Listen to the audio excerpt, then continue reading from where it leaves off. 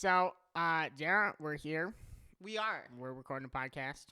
That's what we're doing. These are facts. So, I had the idea for this podcast several months ago now, a few months ago. And you jumped on board as soon as I asked you, which was great. I'm very appreciative of that. Were you surprised, though? I wasn't surprised. Yeah. But I knew I wanted to ask. Well, I was kind of like thinking, like, do I want to do it by myself? Do I want to ask someone? And I was like, well, I think I want to find another person, probably a woman, because I'm not a woman, and women think differently than me. That's true. And I'm going to be interviewing men and women. Yeah. And then I was just like, yeah, obviously Jerra would want to do it. And when I told I think there was like a couple people I told that I was going to ask you before I asked you. And they were like, yeah, if you ask Jerra, it'll be a good podcast. And so Well, that that's was because of my YouTube career. yes. So I don't know if they meant like it wouldn't be a good podcast if I didn't ask you, but I'm just glad that we're gonna do this together. It'll be good. It'll be really good. Yeah. So also you wanted to say that I am not Josh. Yeah. To start, this is not Josh, and obviously I'm not Elena. Yes. Yeah. So people might be confused about that. Yeah. But that's okay. We're just doing this as friends, not as spouses. So I guess brother and sister. Brother and sister. In-law in Christ. In Christ. Yeah. Okay. And now in podcast. Oh, isn't that sweet? That's so sweet. Anyways, what is this podcast going to be? In my thoughts, I want to do a podcast talking with just people at New Life Community Church, talking to them about what they're passionate about their thoughts. I think it's really true that every person is an entire world unto themselves. Yeah. And we just have so much to learn about each other that some of that comes out, just interacting with each other. But if you're not really in the same circle as someone, you might not know really what they're passionate about, really what makes them tick. Well, honestly, if you don't even sit in the same space as them at church, like the same side of church, you don't know they're there. I met some people that have been coming to this church for 4 years. I'd never met them before. Yep. So I really just want this to be an opportunity for more connection, more belonging at New Life Community Church. And I also realized that I personally listen to a lot of podcasts. Yeah. With my job, I just have a lot of listening time where I'm doing menial tasks, and I don't really need to be focused on my work. I'm still focused on my work for people who hire me, but and I just kind of realized like I was feeling more and more disconnected from people in my church because I'm listening to all these other people, which maybe these other people have wisdom, maybe they don't have wisdom, but like I want to be more connected to people in my life because I think as more and more interaction is virtual in a sense where we're listening to people online or talking to people online, I think it takes away from relationships in our circle. Well, I think, too, when you listen to strangers online, they influence you, and you don't really know, their whole life. You only know the hour and a half that you're getting of them. But we know the people, at least most of them, that come to our church, and those are the people that we wouldn't mind influencing us. So I think that's, a big reason I would personally listen to a podcast of people I know personally. Yeah. Yeah. Because you know their character, you know how they live. Yeah. And so when they say something, it's not just like, well, do you really mean that? Yeah. Yeah. Do you believe that? Is that actually how you live? And then, too, there's, follow-up. Because, we could say something here, and if somebody doesn't understand, they can, find us and talk to us and ask questions. And yeah. That's what I'm really scared of. I'll say something. People have to follow up. Be like, Joseph, you shouldn't have said that. This is on record. Your dad will have to excommunicate. Yeah, that's what I'm scared of, but we'll see. You have nothing to hide. Yes. So that's my goal for the podcast, and I also hope that it is it helps people feel more comfortable with other people at church and more comfortable approaching them and asking questions. And I don't know. I just think if you listen to an hour or 3 hours or whatever of someone talking, it gives you a lot of conversation starters. Yeah. And it'll bridge a gap between certain kinds of people, certain generations of people. It was personally kind of hard for me to go from the core in college ministry to like the wider church and meeting people that way. And like, what do I talk to them about? What do I say to them? And are they even okay with me coming up to them? I feel like this podcast could really help with that. Yeah, I think so. So, tooting our own horn, but this is a great podcast. You should listen to it. It'll change your life. It'll change your life. Not more than Jesus has. But about as much. Close. Anyways, okay, I think we covered those two things pretty good. We haven't decided on a podcast name yet, I don't think. I told Lila that you were thinking the working title was the New Life Podcast, and she goes, well, that's creative. Really? Was she sarcastic? Yes. I asked her, are you being sarcastic? She goes, obviously. Yeah, I have a couple of title ideas, but I think we'll just leave the big reveal till a future episode. Oh yeah, gotta tune in next time. Anyways, so I think just want to start asking you about your life, Jerra, so that people can get a better idea of who you are, what makes you tick, why you act the way you do. Lots of questions about that. So I wanted to start out, what is your earliest memory? I have really good memory. Shoot, let's see. Well, I remember it was in Liberia. I remember that I was visiting my dad from my mom's house. She was staying with my uncle, and I walked to his house by myself. I had to be like 3. They give kids lots of freedom in Liberia. I walked to his house, and I stayed with him in his his apartment. And he left me in the apartment by myself, and I woke up when he wasn't expecting me to. And I just cried and cried and cried and tried to jump out of the window to get out of the apartment room. And I hurt myself and have a scar on my leg. Okay. Wow.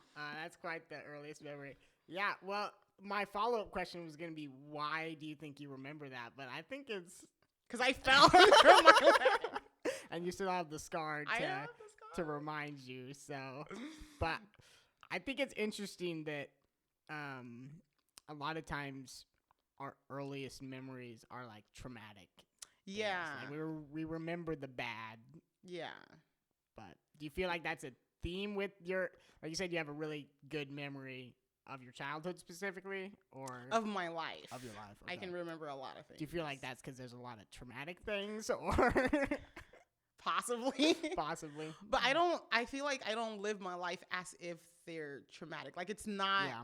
I don't feel like it's affecting my life very much. Yeah. It's like this happened, and I find it funny now. Yeah. Yeah. That definitely makes sense. What's your earliest memory? I knew you'd probably ask the question back, so I was trying to think. I have a terrible memory of my childhood. Yeah. Partially, it's probably just because I spent most of my childhood playing video games. So that's all kind of a blur. But I think my earliest memory is this is a time where I'm going to say the wrong thing, and then someone's going to come and be like, no, it wasn't that. Your mom? My or mom. Josh? Or Josh. Well, okay, I'll just say my earliest memory, but there is something we should talk about with Josh and I's memories, because sometimes we share memories, and we can't decide who actually experienced the thing.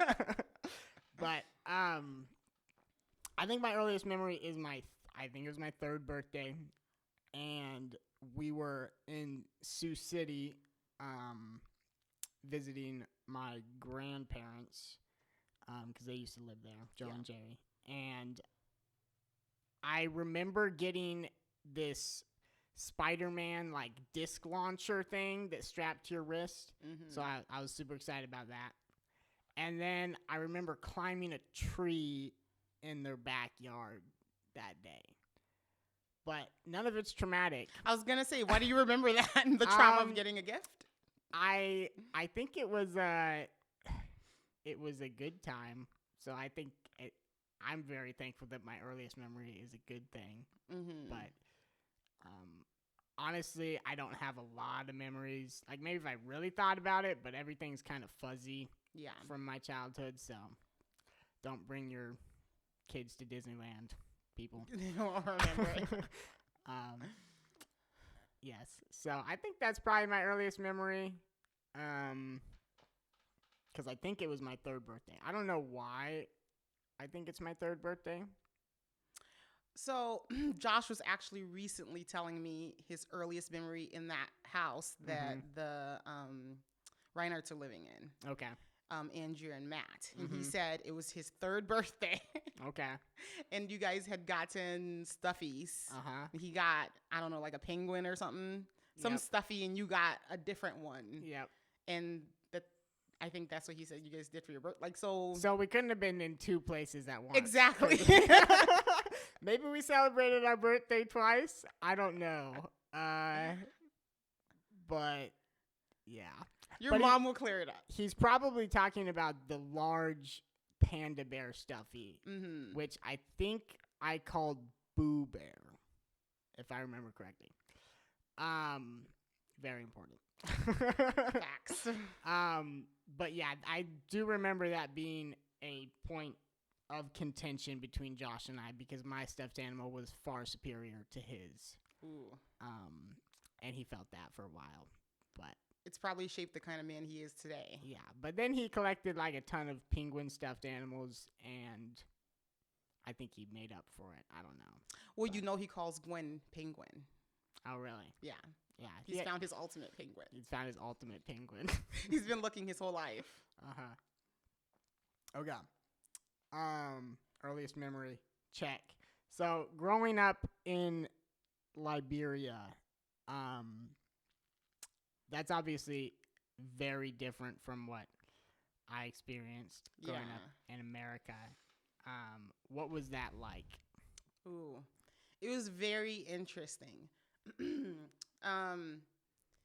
I don't know, it was kind of crazy. I feel like when I think back now, I think to myself, who was in charge? Because I remember walking different places by myself and being asked to walk other children to school by myself. And I came to America when I was 7, so I had to be very young doing all this. And so that was all very surprising. But for the most part, I don't remember my parents being in my life very much. So I would stay with my mom some, and I have some memory with my dad, but then he came to America. And so I was in Liberia with my mom, but then my sister raised me for the most part. And she actually recently died a couple weeks ago. Really? Yeah. I didn't hear about that. Yeah, she had liver and kidney failure. Oh. Yeah. And they took her to one hospital in Monrovia, and they said nothing was wrong with her, which kind of shows that the hospitals in Liberia are not great. They took her to a few others, and they weren't helpful. But I spent a lot of time with her. And I remember we had to run away because there was war. We had to go stay somewhere else. And then we came back, and there were like bullet shells everywhere. My uncle's house, it was a big red house. It had bullet holes all over the sides of it. And I collected bullet shells. That's crazy. Yeah, it was pretty insane. One of my cousins actually was like a soldier, and he was very reckless. Like, he shot his hand. What age was he? He wasn't a child soldier. Okay, he was or wasn't? He was not. He was not a child soldier. I wasn't a child soldier either. Okay. I've never been able to find the word, and I probably never will. But yeah, he accidentally shot his own hand. I remember that very clearly too. And when we ran away from war, it was one of the like civil war. It wasn't like war with a different country. We're not big enough to be doing that. I remember we had to walk for a really long time, or at least what felt like a very long time to me, and we were really hungry.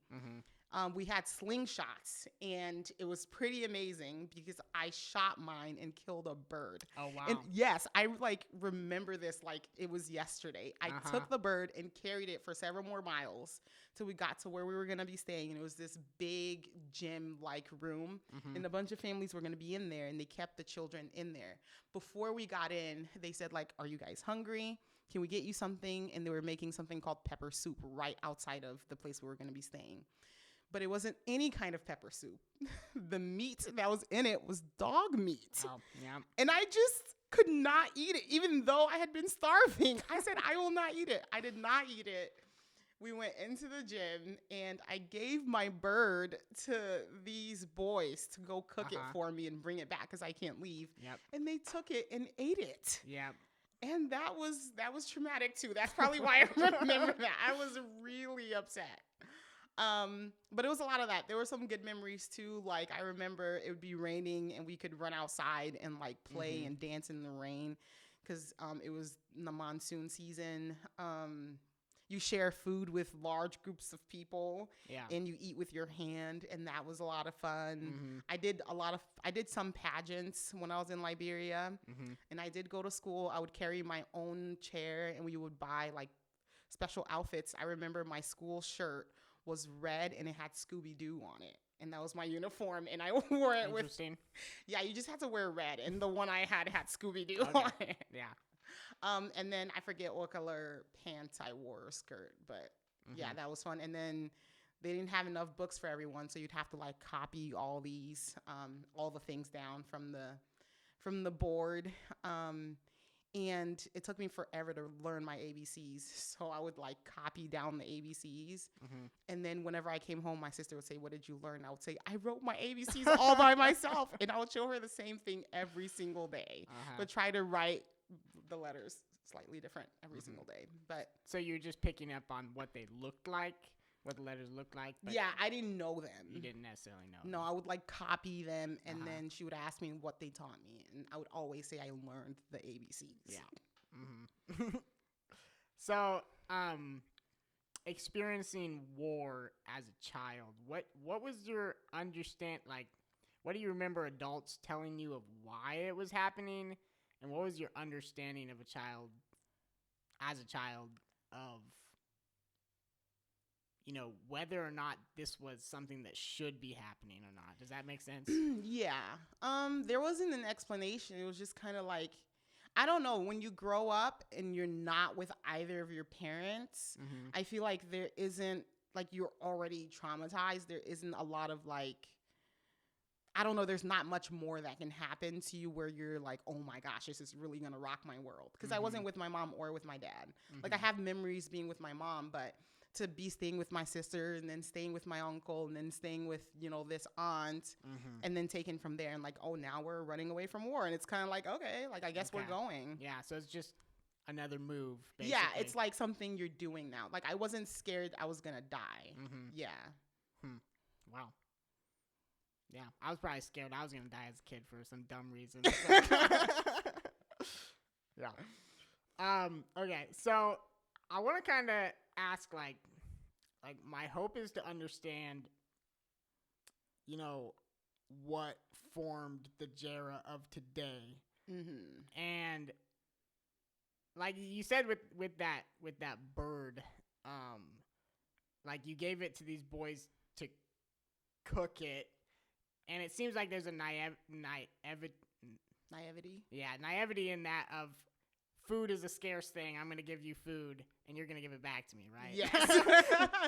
So I don't think you're a very naive person today. Do you feel like there's a connection there of your childhood experiences forming who you are? Yeah. I do feel like I don't know if it's because somebody ate my bird, but I think I do have more of a problem trusting people. Like, not necessarily that they'll take my stuff and like not give it back, or like I'm not really afraid of stuff being taken. I think more of like that you won't do the things you're saying, or that you're trying to deceive me, like you're not saying the truth. And that kind of goes along with like if you say we're going to do this, or I'm going to do this, or this is how something's going to be, and it's not that way, then like I feel like that's more of a problem for me. Okay. Do you feel like that was how a lot of people acted towards you as a kid in Africa? That they would like tell you one thing and then do another? Or kind of, but not with their words, more with actions. Like I would have an expectation of like, this is how life is gonna be, and then it's not like that. Or like these are the situations I can accept and expect, but then it's not like that. Like it was more of that, like you expect your dad to be with you when you're a kid, but my dad went and moved to a different continent, which then was to my benefit because I'm here. But well, the crazy thing about that is I just went to his apartment one day. He wasn't there. That's like how I found out. Like he didn't tell me like, that is crazy. I'm going to America and it's going to be great for us. He was just like gone. So. Yeah. So difficulty trusting people. Yeah, I think it's in like more to do with like probably being alone or abandoned. Like I feel like that's more of like, I think the good thing about growing up in Liberia is like I'm not really obsessed with my stuff. Yeah. I don't care very much about my stuff. Like I like that Josh has a good job and provides for me, and like I really like that. But if like that wasn't the case, that wouldn't be as big of a problem for me. I'd be more concerned that he's gonna like run away and start a new family. Yeah. Like which is a different fear than what most people may have. So I definitely see you as a fairly independent person, and it sounds like that kind of ties into what you were saying as well. Like, could you speak on that a little bit? Of what do you mean? Yeah, maybe it's not a great question, but it just seems to me like if you were given a lot of independence as a kid, and it didn't really feel like you could rely on anyone else. To me, that kind of points you towards being self-sufficient, being able to take care of yourself, and confident in other situations. And I guess it seems like that is who you are. That you're independent and you're able to make your own decisions. Yeah.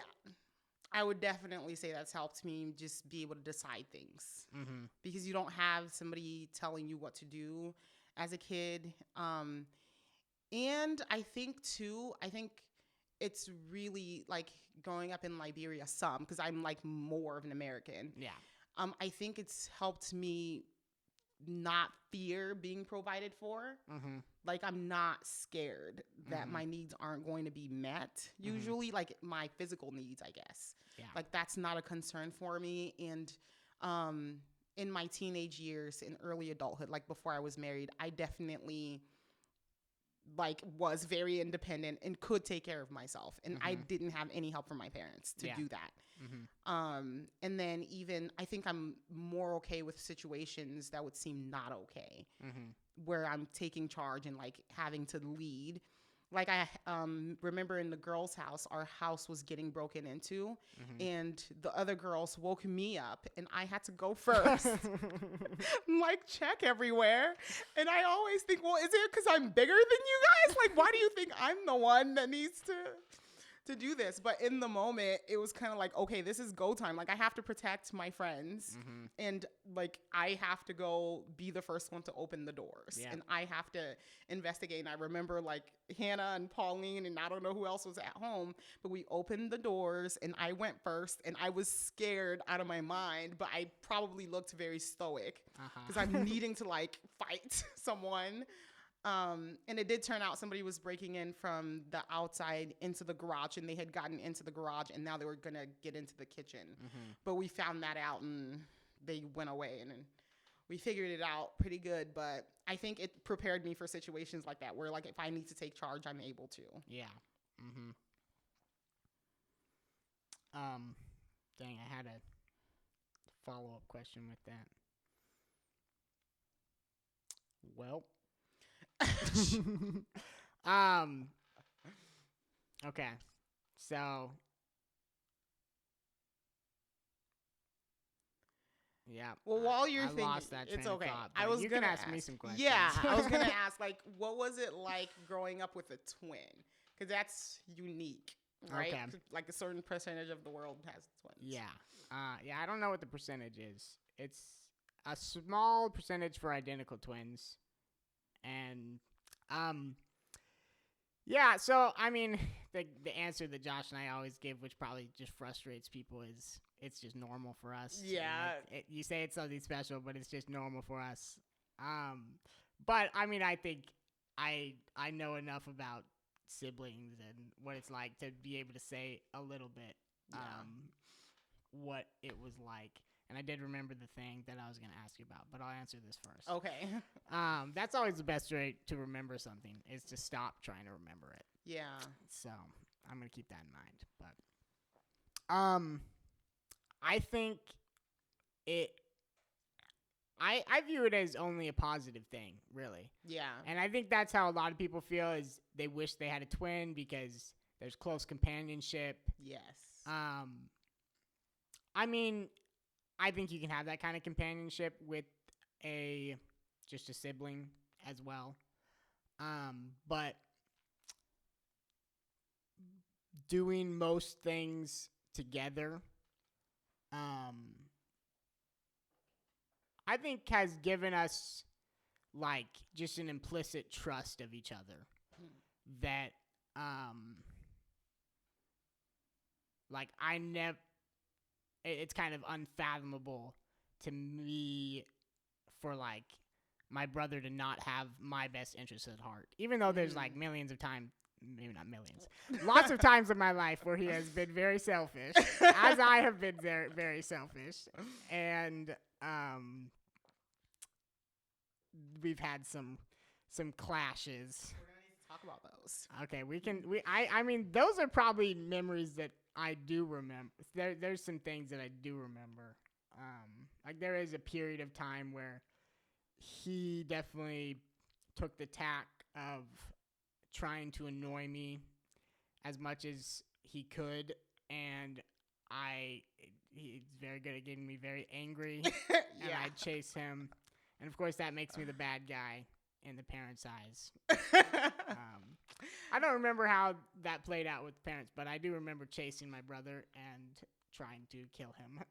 Well, he said adversity is very good, and he was very happy to be the one to bring that to your life. Yes, he likes to rationalize things like that. So I think close companionship, and I think it might be different if like I had moved away or he had moved away, but having him around still, just having that implicit trust, to be able to be yourself as a person around someone else. Yeah. That's definitely something that I don't feel around everyone, and maybe I should. I mean, there's lots of good people in my life. I should feel that more, but with Josh, it's kind of automatic. I think because of shared experience, so much shared experience, doing everything together. A weird thing that I think about sometimes is that I've probably lived more of my life sleeping in a bed with someone else than sleeping in a bed by myself. Because Josh and I shared a bed for a fair amount of our childhood, and obviously I'm married now. And I don't know. It's not really a profound thought, but it's just like, that's kind of weird. You've never been alone, and you were sharing your mom's belly with someone. we shared the belly. I don't remember any of that, though. Oh, that's because of your bad memory, Joseph. I have a very bad memory, yes. I cannot remember even being born. Wow. But I'm here now, so I assume it happened. It's the now that matters. That is true. Yeah, I'm trying to think. Yeah, the weird stuff people talk about with twins of feeling each other's pain. I don't know if that's ever happened. Josh has a bad back and I have a pretty bad back too, so maybe we're just feeling each other's pain. But then you have to wonder, like, whose pain is it really? Yeah, like who's causing it? Who's causing it? I don't know. Have you ever thought about committing a crime and pinning it on Josh? I've thought about stealing his Rockwell badge and trying to get into Rockwell. Yeah, you'll get arrested. But it'd be fun. It would be. He likes to talk about how you worked at Hy-Vee, the Marion Hy-Vee, and then you quit. Yep. And then he started right after you. Yep. Mm-hmm. So he's not sure that they knew that you stopped working there. I think probably the management knew, but maybe like other people didn't know. Yeah. I don't know. I don't think I've really ever talked to him about his experience at Hy-Vee. I don't think he was there as long as I was, if I can remember correctly. I think I was there for a year. But that's actually where I met my old boss, Lane. Well, I didn't meet him at Hy-Vee, but I'd met him previously. Mm-hmm. But then, him and his crew had come into Hy-Vee for lunch, and he was like, "Hey, remember that job I offered you a while back? Do you want it?" Wow! And I was like, "Yeah, sure, I'll take it." So then you just left Hy-Vee? Yeah, I was like when Jesus called the disciples out of the boat. I just stopped walked bagging out. groceries. I didn't even clock out. Yep. You just left. No, I told them to take me off the schedule, and then I just left. Wow. So that's the kind of faith you need to have. Yep. So was that the starting point of you knowing that you like to do the kind of work that you do now, or were you still trying to figure out what you could possibly do in the future for work? Yeah, no, I don't think I knew that construction was something I wanted to keep pursuing until like a couple years ago. Really? And I've been working for like 7 years, so it was really just more of a interim thing to start. Mm-hmm. I was going to Kirkwood Community College at the same time, doing a liberal arts degree. Yeah. Which I've never really done anything with my 2-year degree, but I don't regret getting it. I feel like I learned a lot. Yeah. What kind of classes did you take? Well, all the ones you have to take. Well, the fun ones, I guess. Well, there were lots of fun ones. There were also, I remember taking a college 101 class, which is probably like the biggest waste of anyone's time. And waste of money. And the whole world. Yeah. But I tried to obviously choose classes that I thought I would be interested in, and since I was just getting a liberal arts degree, I had a fairly there weren't a ton of classes that I had to do. Mm-hmm. Things like composition and speech and diversity requirement. I had to do those kinds of things, but I'm more steered towards just things that interest me. So I took like philosophy, mm-hmm. religion classes, art classes. My last semester at Kirkwood, I just needed more credits, so I just took drawing and painting and ceramics. Well, you still enjoy those things now. I do, yeah. So it didn't make an impact of some sort. Yeah. Well, I feel like my philosophy class, my religion classes, even the writing classes, I dropped out of composition two times before I finally finished it the third time. Why did you have to drop out twice? Yeah, it was, well, one of the times that I dropped out, I had already submitted one paper and I'd gotten an A on it. So it wasn't because I was a bad writer. Okay.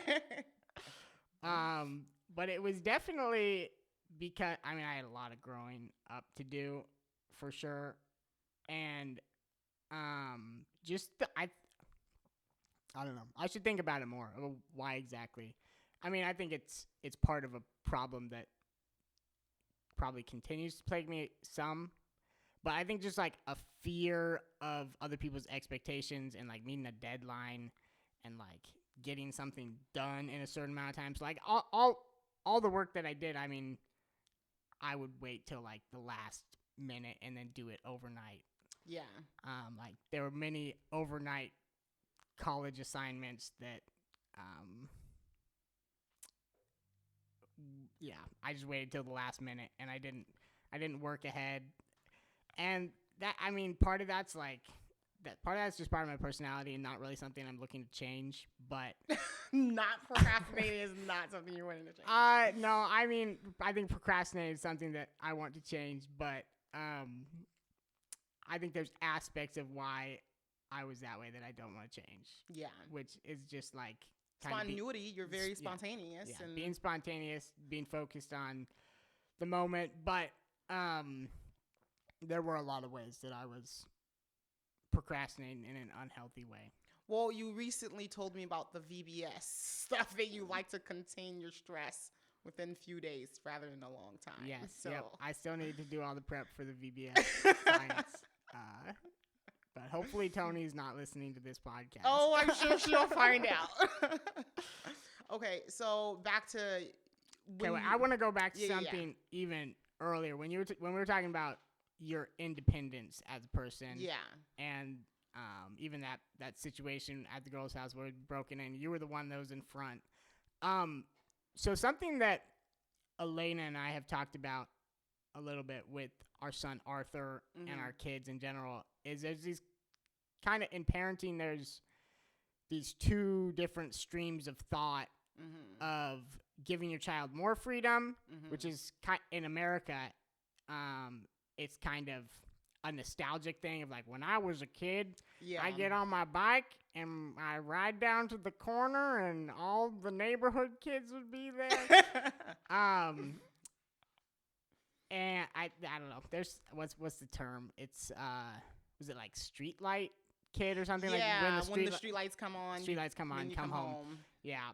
And so there's that stream of thought kind of with parenting, and I think it does produce people who are more independent. But there's another stream of thought which seems to be taking more precedence in today's parenting in America. I don't know. Broad generalization statements that probably aren't really true, but true in different ways. Yeah. Stream of thought of I need to protect my kid. There's people out there who want to hurt my kid. I need to entertain my kid. Yeah. What do you feel like your childhood experiences, realizing that you're an independent person, but also probably seeing the negative side of that as well. How do you feel like that's influenced your thought about your own daughter? Yeah. And how you want to raise her? Yeah. That's a good question because I've definitely spent a lot of time thinking about that. So there was being in Liberia, not really being taken care of, well. And then coming to America, and then I had a stepmom and a dad. I didn't have both step parents. And so there were adults in the house, and I was being I had a bed and food and all that, but then I wasn't emotionally being taken care of, and I wasn't being there wasn't time for my parents to be trying to getting to know me, and taking time for my interests or anything like that. So they were taking care of they were doing what felt like to me the bare necessities, which is shelter and food, and I'm going to school. I'm not getting kidnapped, though there were opportunities. So I think about both of those, and there's more to even go into with my time as a child here in America. But I think I definitely lean toward a little bit more independence. And Joseph and I are not saying that we're parenting professionals. You have a 7 months. A 7-month-old. 7 months? No, not quite. Wait, 7 months tomorrow? Maybe. Depending on how you figure it. But yes. 7 months tomorrow. And he's doing a great job, but some of you guys have so we're not giving you parenting advice. It's not what we're saying. I just want to clear that up now. But I definitely like more independence with Gwen because I think that's helped me a lot in my life to feel confident in what I can do, and then feel like I have something to contribute to the world. And I think sometimes kids can be robbed of that feeling. And so I do let Gwen figure out things more because it's kind of insulting. Like if she can climb up on the couch by herself, and I always help her, she'll never discover that she can do that. Yeah. And so I think giving her more independence has helped her. I think she's a pretty great little girl. I think she's grown up well. When I look at her, it feels like she does a lot. And my friends make fun of me because I always say Gwen is so mature, but I feel it, and I think it's because I'm a noob parent. But I really think like she can put things in the trash. She can take simple commands like putting things in the trash. She can wipe up things that she spilled. Like she peed on the floor the other day because she took off her diaper. Yes. She took off her diaper because it was very wet, and then I gave her a rag and she wiped it up. That is actually maturity. To take it off. Well, she can't put it back on and she's peeing on the floor, but she can wipe it up. She today got into her high chair by herself. That's dangerous. But she can do those kinds of things. And she just explores, and it makes her very curious and confident. I think like she is quite obviously still a baby, but she's very confident. And I feel like that's something I really see in her. And she's also had opportunities too to like express compassion with our dog, with me even. And that's because she's been given the chance to do that. And she's fallen several times. She's gotten hurt. And she's learned, I hope. But I think because we don't make it a big deal when she falls, and I don't know, I think that's helped her too. But I think another thing that has, there's the independence, but then for emotional health, I'm very sensitive to that. Like even as a baby, if I feel like somebody has damaged a relationship with my daughter, I want them to make it right. And that's going to be by giving them a hug or saying sorry. I like to respond to her when she calls me almost immediately, because I have felt in my life like people are not going to come when you call, or that you're going to be left alone, or they're not going to pay attention to the things you're saying. And so when she calls me, I want her to be confident that I'm going to be there. And I kind of also, Josh is on the same page, and he responds to her. And so when I hurt her, or if I've seen somebody else hurt her, I try to get them to, I say, well, you hurt her. I want you to try to make your relationship. I've actually said that to someone. You need to make your relationship right with Gwen. Do you tell Azula that she has to make her relationship No, right? she gets put in the kennel and she gets fixed. Yeah. We removed her uterus because she's being mean to my daughter. So I'm definitely, with like her physical safety and things she's doing, I think I could probably pay more attention to that.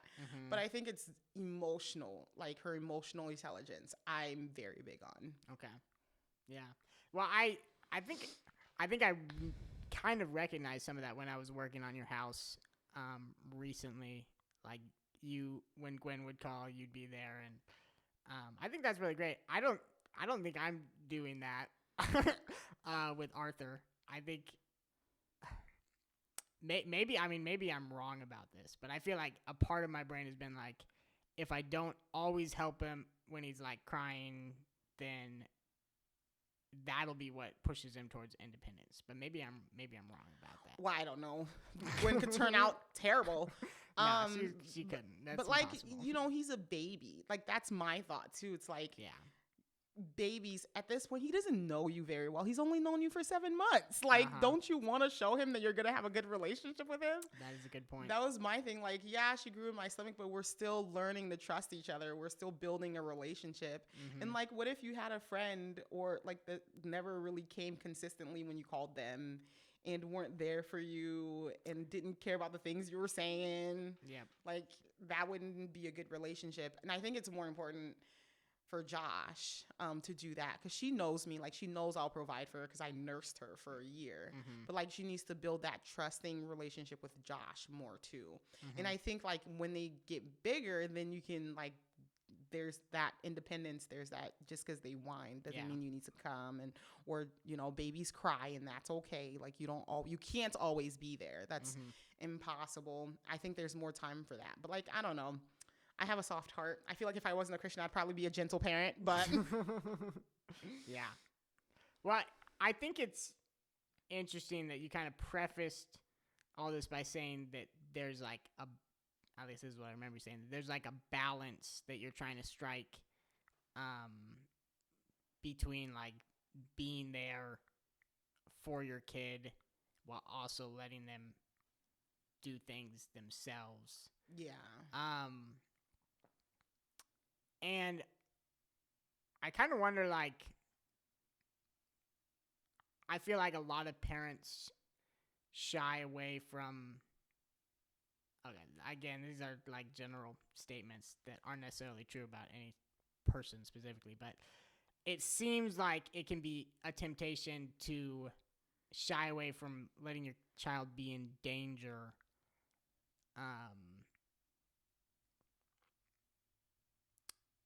And I wonder, like, where is the balance with that? Because, like, obviously I don't want my child to be a war refugee running away from war.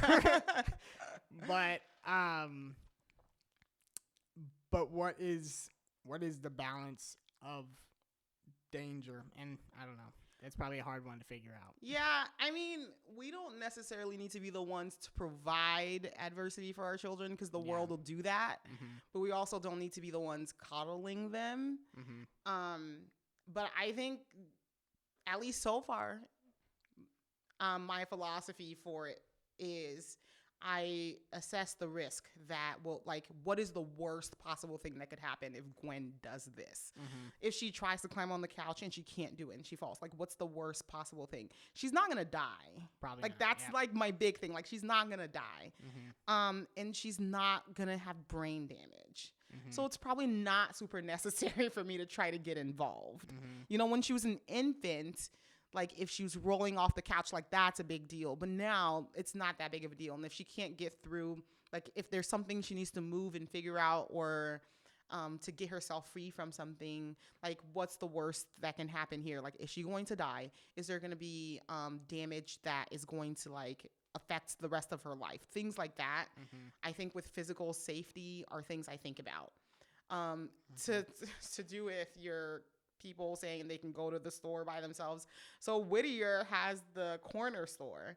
And we let Jeremiah go to the grocers all the time, and, like, I can watch them from my house, but they can walk to the store. And we do plan on letting Gwen walk to the store, though we're thinking about that more because there's the highway right there. Someone grabs her, they're gone.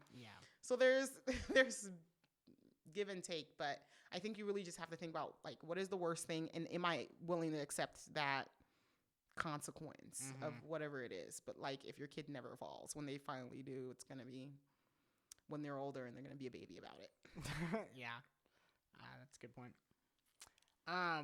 Okay, so I feel like that's a nice bow on that topic. Going back to, so you came to America, you said, when you were 7. And you said that was a fairly big change as far as you were now provided for physically. And in a bit more of a stable environment. What was it? Was there do you remember a culture, like, what was your first culture shock moment of realizing these people are different? So I remember my first time in Liberia seeing a white person. So that, like, I wasn't super shocked that those exist. And it was missionaries, I think. I don't know. They were in Liberia, and some of my friends came to where I was staying, and they said, there's a white person, like, they've got blue eyes, and, like, they look insane. Long hair, and it's slippery hair. I was like, oh my gosh, we got to go see them. So we run to their house, and we knock on the door, and the mom opens the door, and it's this white lady, and, like, the kids say, we're here to see your kid. And they bring out this little girl, and she's got long, shiny hair and light eyes and light skin, and her face is a little bit red. And we ask to touch her hair, and we touch it, and it's slippery, and it feels slimy, and I scream, and we run away from the house. So that's my first memory with white people. And then when we're coming to America, we were told, like, it's really cold there. Well, no, actually it was going to be cold, but not too cold. There's ice on the ground, and you can take it, and you can eat it, and everybody's so nice, and America's like heaven. Like, that's what you're told. And they're white people, and they eat, like, these things. They're like worms. It's spaghetti. Like, spaghetti's in Liberia now, but at the time it was like they're like worms, and they just lick ice cream. They just lick ice Like cream? they lick ice cream. We didn't eat ice cream very much at Okay. that time. So like they would compare it to, it didn't look great when you have an ice cream cone and you're just licking ice cream. Like that was a weird thought. What else did they say that you guys Why do? was that? Well, because they say it's like a dog. Like a dog licks up okay. water, and like these people are just licking ice cream. It is a weird way to eat ice cream. Yeah. I will admit that. I think I generally enjoy eating ice cream with a spoon more. It's because you're a normal person. And so when we came to America, we had these very thin, like, windbreaker jackets. We got on the plane and our ears were popping. We'd never been in a plane before. And so my sister tried to like stick something in my ear. We didn't know that all you had to do was open your mouth or chew gum. Yeah. We were on the plane by ourselves. And there were all these people and it was crazy. The food was disgusting. And we thought every American ate this way. It was just not airport food or airplane food. We thought this was the food that you guys love and ate. So we were that really... must have been depressing. It was so sad and it stunk. Like it smelled so bad to us. We landed in New York. We made several stops. We landed in New York and this guy picked us up with one of those driving things. It was a white guy. He was bald and that was so funny. So we start laughing. He picked you up in a taxi? Yeah, well, or like a shuttle? Shuttle. Okay. So we were riding on that. And this was just a shuttle guy. Yeah. We started laughing at him out loud and pointing at his head. And just laughing. And he turns around to us and goes, "Hey, that's not nice." And like, that's how the accent sounded to me. Like, "That's not nice. You don't do that." And we laughed even harder. Yep. And that night too, like the shower, that was a culture shock because we took showers from a bucket. You like threw the water on your back. But now we're like, you have to pull this thing up and the water comes out of there. That's crazy. And so while my sister, like, we finally got the water going because this guy like came to help us. I was like, she was hogging the shower. And so I thought, well, maybe water comes out of this bottom part too. And so I turned the faucet all the way over to hot and it burned her. And we like both jumped out of the shower and it was a terrible experience. But to be able to call up that was water as like a 7-year-old. Yeah. 7-year-old Jerra, and my sister was 14. Okay. Yeah.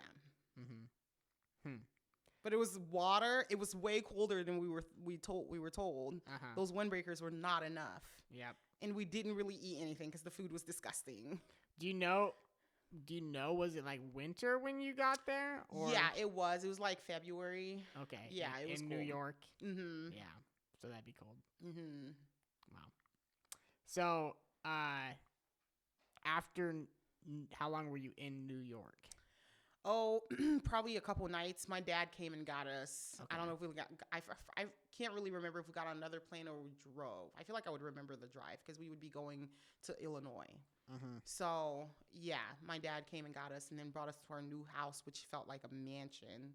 And we got rooms and bathrooms. And I was not used to a toilet. I didn't actually even know how to flush a toilet. That was pretty crazy. And then to go to bed. Oh, yeah, I can't even think about it. Like, that just makes me kind of sad and happy, but it was just amazing to, like, a bed. And I got stuffed animals. I never had stuffed animals growing up or even toys. And so now I had stuffed animals and a bed and, like, a shower and toilet. Like, we used to – have you ever seen the movie Slumdog Millionaire? Yeah. So the bathroom scene when he like jumps into the poop to go see this famous guy, like that was our bathroom situation. And the showering was I just there was showered famous outside. guys to go see if you jumped in the poop. No, you just had to use the bathroom that way. Yeah.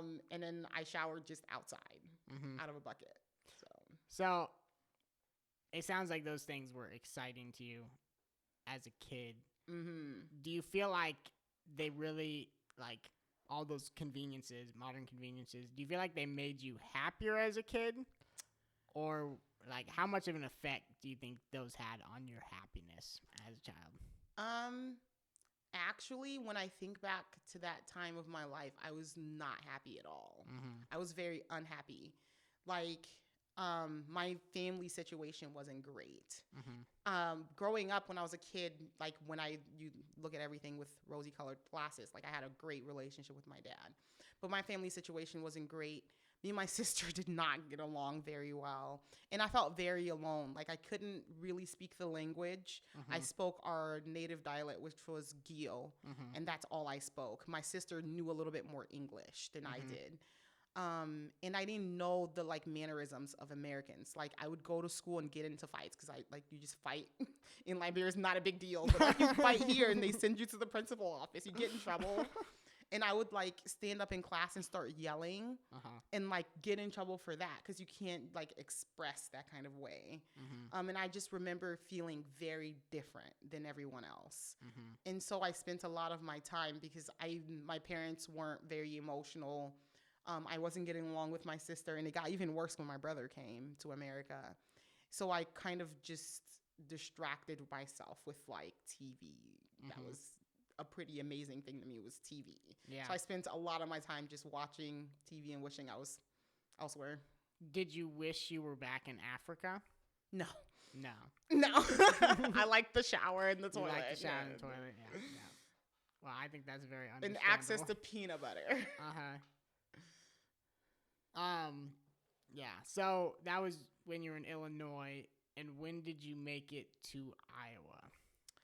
So that's an interesting story. We were in Illinois. I had my first stepmom. Then my dad, through various situations, got remarried, and we moved to a different part of Illinois. And I was going to a different school, and then I got into high school, and I was doing soccer and cheerleading and different things, and I had a friend group. It was pretty great. And then my parents decided to just move all of a sudden to Iowa. And that was depressing to me because like I was a junior in high school. And I barely knew my stepmom or my stepbrother. So it kind of felt like this lady's ruining my life. And is that Lisa? Yes, it is. My stepmom now. Years later, I find out that if we hadn't moved, we would have been homeless. So that was a good decision on their part. I was very angry, and I was pretty depressed about coming here. And we lived in Chapel Ridge apartments, so like just 5 minutes from the church. And yeah, we moved here for job situation so my mom can work. There's more job opportunities. My dad could work. He worked with Catholic Charities. He was a social worker. So there were those opportunities here, and life, like things are cheaper in Iowa than in Illinois, and things like that. That's why we moved here. So at that time, as a junior in high school, what was your relationship with God? What was your idea of God? So I think at that time I still considered myself Mormon because I was a Mormon. We went to the Mormon church. Your parents did, or? My dad. My dad and my sister, me, and then when my brother came to America, we were all going to a Mormon church. But then when my dad started, like, had a relationship with Lisa, my current stepmom, she said, like, don't go to a Mormon church. That's not good. And that was another problem, like a qualm I had with her. Like, I'm Mormon. And so in high school when we came, I would say I fell into a deep depression because you can't just like move a high schooler and think everything will be fine. And so I just kind of went to school. We were trying to search for churches, but they weren't going to be a Mormon church. And I was really angry about that because like Mormonism was the way. And then we started going to a Baptist church, and that church was okay. We went to one in Illinois, and I liked the pastor, and it was good. And so I would consider myself a Mormon that was going to a Baptist church. But I wasn't saved yet. Yeah. So I guess I'll just ask, with Mormonism, what was your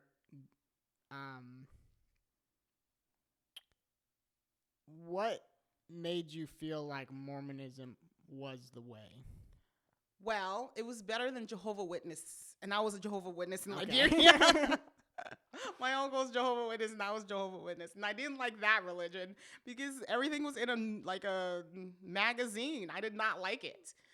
And I didn't like. What do you mean by everything was in a magazine? You get the Jehovah's Witness magazine, and that's how we got like stuff from the church or whatever.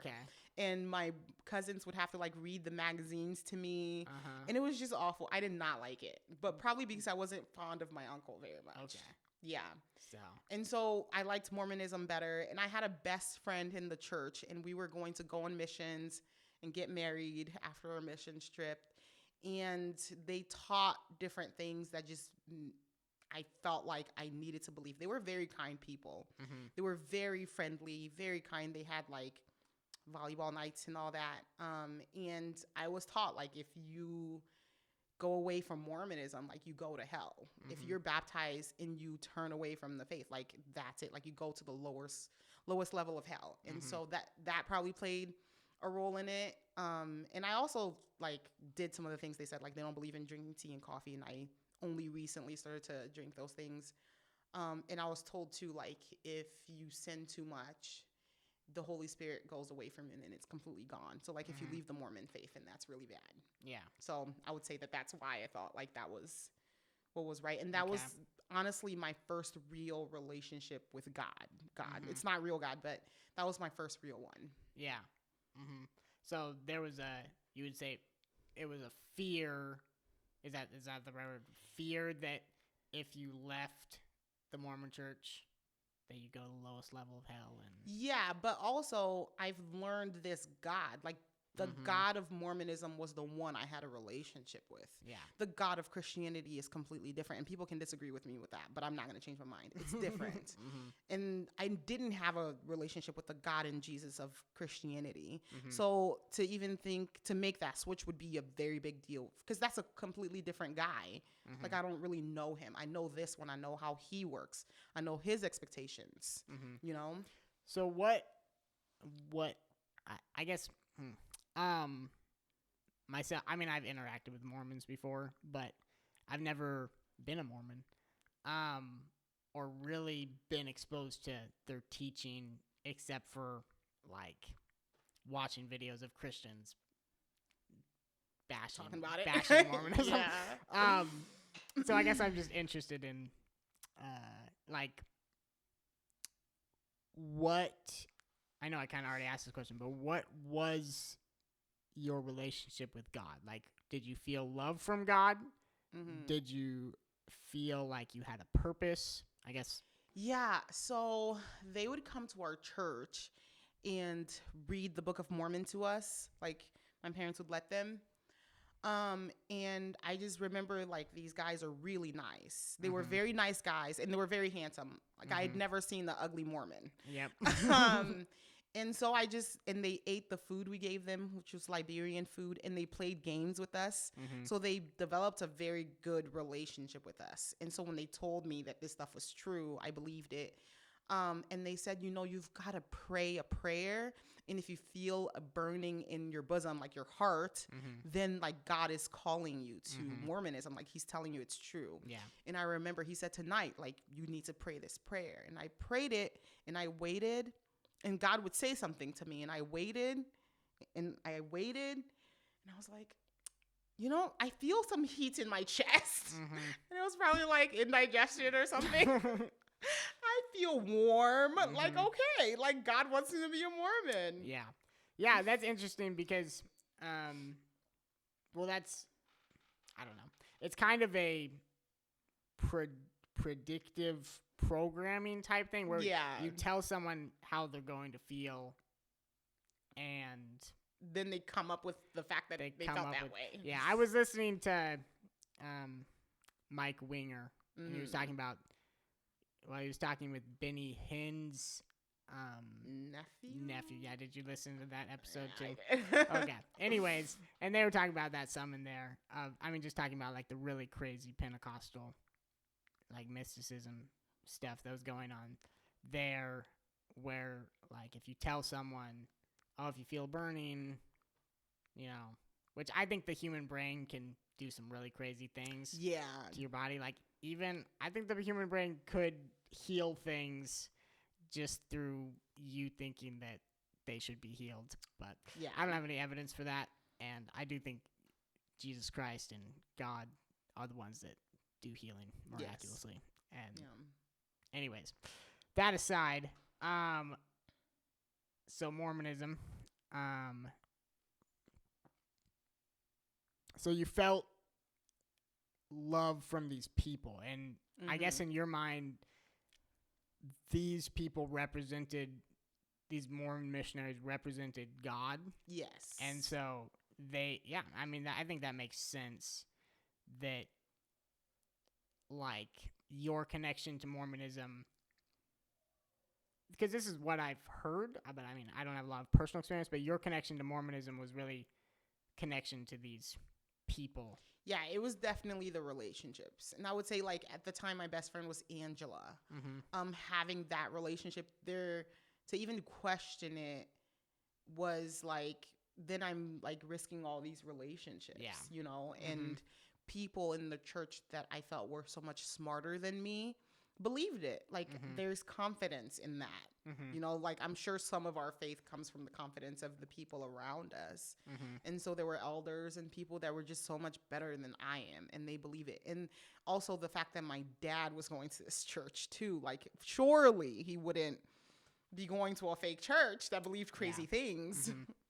Yeah, and that's definitely, like, that's something I've thought about with my, like, Christianity and my own relationship with the church is, like, well, if I question these things, then, like, look at everything I have to lose. Like, why I wouldn't, like, even if Christianity was completely false, I wouldn't want to be a Christian, or I would want to be a Christian, because of all these people. But I think, like, it is important to question. Yes. And it is important to be honest with yourself and others about doubts that you have.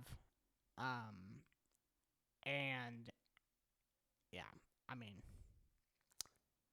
Well, and the difference between, like, most other religions and Jesus, he invites us to question. Like, he's not scared of our questions. He's not scared of our doubts. Like, that's not a big problem for him. He's bigger than all of that.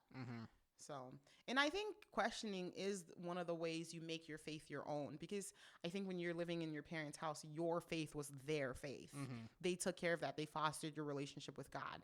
But then you moved out and you needed to figure that out. You can't just trust the things that they say. You have to have an individual relationship, a personal relationship with Jesus. And that's what he wants from you. That's what he wants from all of us. Yeah, definitely. So you started going to a Baptist church. And when, I guess, what was the first thing you remember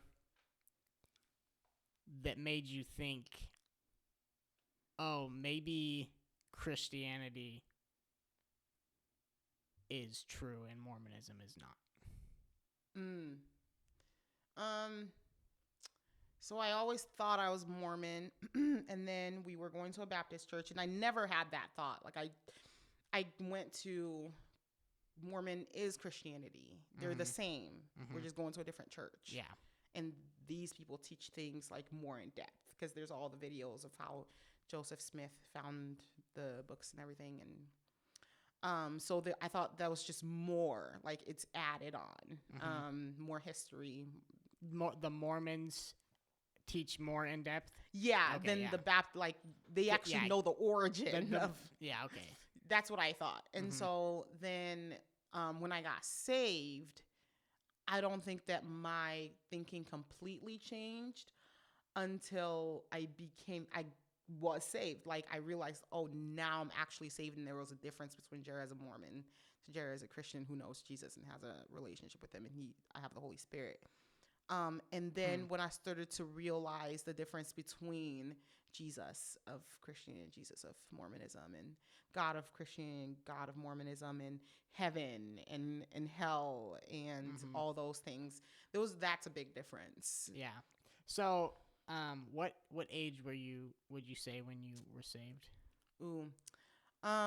So I had to be, I think, senior in high school. So what is that, like, is that 17, 18? I think that's 18. Yeah, around there. Like, senior in high Depends. school. Is this African age or is this my age? My age is my age. Okay. Like that, it's African and American is the same. Okay. Yep. So you kind of started.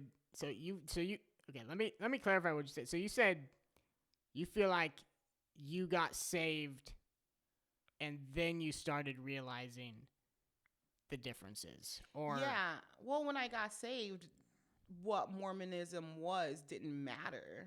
Like now I'm having a relationship with Jesus. Like it didn't matter that I used to go to a Mormon church. It didn't matter what I knew of the Mormon church. Like none of that really mattered. What mattered was like the Holy Spirit is coming into my heart and I'm experiencing true forgiveness and I'm experiencing true freedom right now. Like the time I had at the Mormon church and those handsome guys that told me Mormonism was true didn't matter. And so I didn't think about like comparing the two and trying to figure it out. Yeah. The week that I got saved, I was actually reading the Bible because of something my mom had said to me. She had all of us kids in the living room and she said, like, she asked each one, where do you think you're going to go when you die? And my siblings all said they're going to heaven for various reasons. And when she got to me, I was rude. I was a rude kid. And she said, what about you? Where are you going to go to heaven? And I said, well, I think I'm going to go to heaven because I haven't sinned as much as, well, you. Like, I haven't done all these things. Like, I haven't committed adultery and I haven't done this. And it was like things I felt like she had done. And like trying to shame her for things I see wrong in her life as a child that don't know the situation. And it was seriously a God moment because if somebody had said that to me, I'd be very offended. But she looked at me and she said, well, I know when I die, I'm going to heaven because I believe in Jesus Christ. And he saved me. And I remember feeling angry. Like, well, how could that make you angry? I was angry because I was thinking, you don't want to take responsibility for your sin. You just want, like, that's all you think it takes to have Jesus and go to heaven. That's not all it takes. And I thought it was just another situation where somebody does something wrong and they don't want to make it right. They don't want to accept it, you know? And so I was very angry about that. And so I was like, I don't remember ever reading in the Bible that this is how it works. And so I wanted to show her that. And I had read the Bible before. Like I read the Book of Mormon mostly as a Mormon, but we did read the Bible some, and we had gone to a Baptist church. So I've read the Bible, not all of it, obviously, at that point. But then I was reading through to try to see where, like, how do you get saved? Because this can't be it. And then I read the Bible, and that's it. Yep. I read John, and I read Romans, and I just remember, I forget what passage it was, but I was reading it, and it was... Why did you choose those two books first? Well, I looked up what you like, where you should start, and where you can find that stuff. Yep. And they always recommend John because it's an easy read and it talks about Jesus the most. And it, like, I was reading about the crucifixion, I was reading about everything Jesus did, and the fact that he was blameless, and that in John and that in Romans, and just reading that section of books. And I remember, like, wow, like, I'm a sinner. Like, I haven't committed adultery, but I'm a sinner. Yeah. I am a sinner. I'm just as much of a sinner as everyone else. And I remember feeling that. And I do not like things being my fault. And because I feel like you need to make it right. You need to take responsibilities for that. I don't like hurting people. And I believe in fairness. I'm big on justice. And the story of Jesus and dying on a cross, there's not justice. Like, that's unfair. He was perfect. And so that really affected me, that it was my sin that put him there. And that broke me, and I was crying at 3 a.m. very loudly, like, I killed Jesus. Yeah.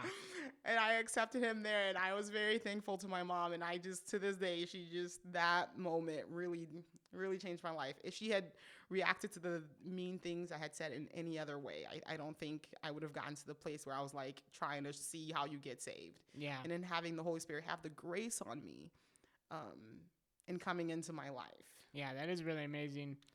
I think, to me, it's, like, very interesting that you felt like, oh, my mom is trying to get away with her wrongdoings and her sin. She's not trying to make it right. And then you come to this realization of, like, no, that's what I'm doing. Yeah. And, yeah. It is awesome that your mom was able to respond that way. That's just, I feel like if nothing else in her life, and she's got lots of things to prove that she's a Christian, but if nothing else, that response, like, I did not deserve that. I deserved worse, like a really bad response to what I was insinuating to her when I said that. Yeah, I think when I think about that, it shows that we don't really know how our words and actions affect other people, or how they could affect other people. Because it's like, if I shared the gospel with someone and they were like, yeah, that I'm gonna think about that, and then they walk away and they don't think about it. Yeah. I'm gonna come away from that being like, yeah, I had a good impact on that person. But if I talk to someone and I'm like, I shared the gospel with them and they're screaming at me, I'm like, okay, that didn't go well. That's not fruitful. But it's like, in this case, that was very fruitful. Yes. For your mother just to respond in grace and with the truth. And yeah. Once you would have no idea, like, the seed it planted, and like that, I was up in my room at 3 a.m. reading the Bible, like for a week or so, whatever, trying to figure out how one gets saved. So I can show her she's wrong, and like, you need to take responsibility here. Yeah. So. Interesting. What is our run time, Nathan? Okay, yeah, I was curious. Okay. How much more do you want to go? Well, I'm going to look at my phone here. Hopefully we can edit it out. Oh, yeah. We should end soon. Okay. So I can get my babies. We can end soon. So we won't edit any of this out because that's too much work. Okay. What? I hear babies. Okay, how do we wrap this up? Well, I think this was a great conversation about you and your life.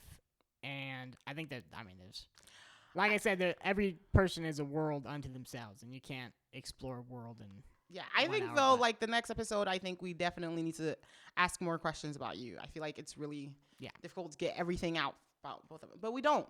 You should talk to us at church. And you can get more well, I feel like this went great, but I agree we should do an episode, again, just the two of us, and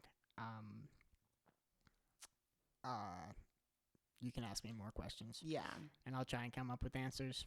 Okay. Don't ask me about you can ask me about childhood memories. But I'll probably actually ask you more. I feel like you do interesting things now.